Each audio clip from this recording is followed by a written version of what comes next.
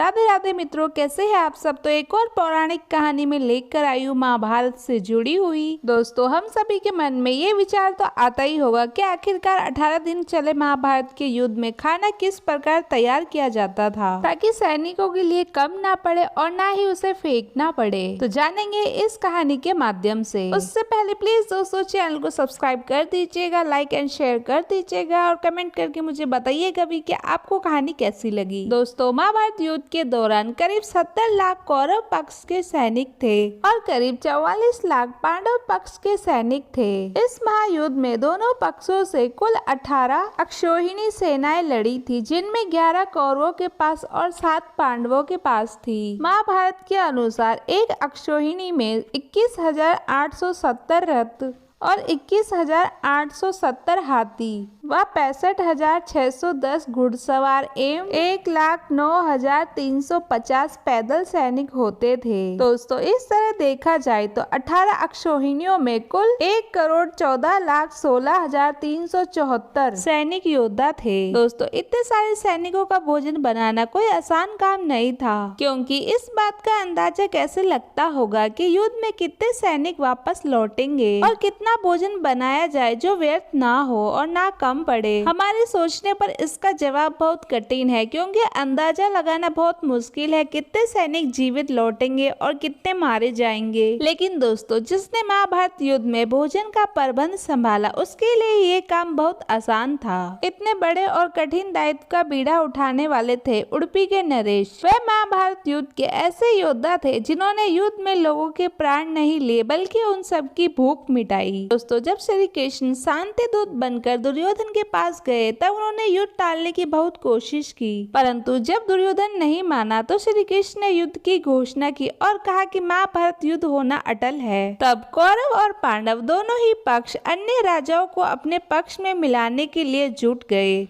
उस समय दक्षिण भारत के उडुपी राज्य के प्रतापी राजा को अपने अपने पक्षों के समर्थन के लिए खूब मनाया, पर वे नहीं माने और अंत में ये जिम्मा श्री कृष्ण के पास आया तो उन्होंने उडुपी के राजा को अपना पक्ष चुनने के लिए कहा। ऐसे में राजा ने श्री कृष्ण से कहा कि हे कृष्ण, यहाँ पर सभी युद्ध के लिए व्याकुल है, लेकिन किसी के मन में ये विचार नहीं आया कि दोनों ओर से उपस्थित इतनी विशाल सेना के भोजन का प्रबंध कैसे होगा। श्री कृष्ण को भी उनकी सोच अच्छी लगी। ऐसे में उडुपी नरेश ने श्री कृष्ण से अपनी इच्छा जाहिर करते हुए कहा कि वह इस युद्ध में निष्पक्ष रहेंगे और अपनी पूरी सेना के साथ अन्य सभी के लिए भोजन का प्रबंध करेंगे। ये बात उडुपी नरेश के कहने में जितनी सरल लगती थी, ये बात आजमाने में उतनी ही कठिन थी, क्योंकि हर कोई ये देखना चाहता था कि आखिरकार उडुपी नरेश अपना कहा हुआ कथन कैसे सच करेंगे। पहले दिन जब राजा ने सभी योद्धाओं के लिए भोजन का प्रबंध किया तो उनकी कुशलता सबको आश्चर्यचकित कर गई। उस दिन अन्न का एक भी दाना व्यर्थ नहीं गया और ऐसा ही क्रम आगे भी जारी रहा। राजा के लिए समय के साथ साथ ये भोजन बनाने की जिम्मेदारी कम होती गई, क्योंकि योद्धाओं की संख्या भी दिन ब दिन कम होती जा रही थी। परंतु सबके लिए ये बात हैरान करने वाली थी कि राजा कैसे उतने ही योद्धाओं के लिए खाना बनाते थे जो युद्ध में जीवित लौट आते थे। उन्हें मारे गए सैनिकों का इतना सटीक अंदाजा कैसे लग जाता था कि कितने सैनिक मारे जाएंगे और कितने जीवित लौटेंगे। उडुपी नरेश ऐसा क्या करते थे जिससे अन्न का एक कण भी बर्बाद नहीं जाता था? वह इतना सटीक अंदाजा कैसे लगा लेते थे? ये सवाल सभी को विचलित कर रहा था, क्योंकि कोई भी साधारण इंसान इतना सटीक अनुमान नहीं लगा सकता। इसके पश्चात जब महाभारत युद्ध समाप्त हुआ तो युधिष्ठिर अपनी इस जिज्ञासा को रोक न पाए और उन्होंने उडुपी नरेश से पूछ ही लिया कि वे इतनी विशाल सेना के लिए सटीक मात्रा में भोजन का प्रबंध किस प्रकार करते थे, जो कि भोजन का एक भी कण बर्बाद नहीं जाता था। उन्हें रोजाना मारे गए सैनिकों की संख्या का सटीक अनुमान कैसे लग जाता था। जब युधिष्ठिर ने इतने सारे सवाल उडुपी नरेश से किए तो उनके पास बस एक ही जवाब था, और वह ये था कि ये सब श्री कृष्ण की माया है। और उसके पश्चात उडुपी नरेश ने युधिष्ठिर को बताया कि श्री कृष्ण को रात में मूंगफली खाना पसंद है और वह उनके लिए रोजाना गिन कर मूंगफली रखते थे। श्री कृष्ण के मूंगफली खाने के बाद वह उन मूंगफलियों को गिन कर देखते कि उन्होंने कितनी मूंगफली खाई। उडुपी नरेश युधिष्ठिर को बताते हैं कि वे जितनी मूंगफली खाते थे उससे ठीक 100